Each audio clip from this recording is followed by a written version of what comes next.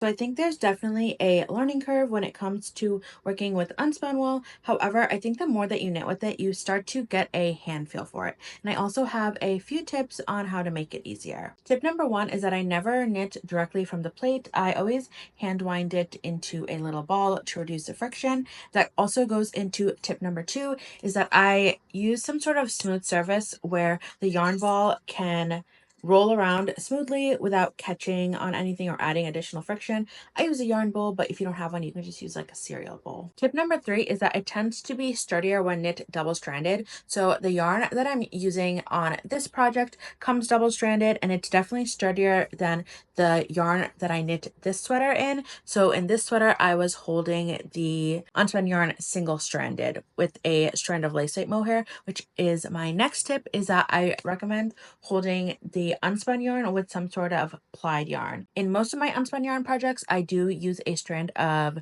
silk mohair, but you can use any other yarn. You can use a suri. I've used lace weight alpaca before. You can use a lace weight wool, just something to add some strength. So when you are tensioning the yarn, the spun yarn will give you more resistance, and I find that I'm less likely to rip the unspun yarn then. Tip number five is that it's easier to knit at a looser gauge because the tighter your gauge, the more tension you are adding to it. So for instance, this project that I'm knitting on is knit with 6mm needles, and I have a 15 stitch gauge, so it's working up very smoothly. And my last tip is to just accept that the yarn will break.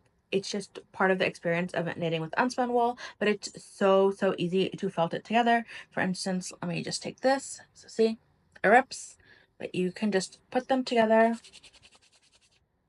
felt it together with your hands, and good as new. It's definitely the hardest at the beginning, but once you get over that initial learning bump, it's so much more enjoyable.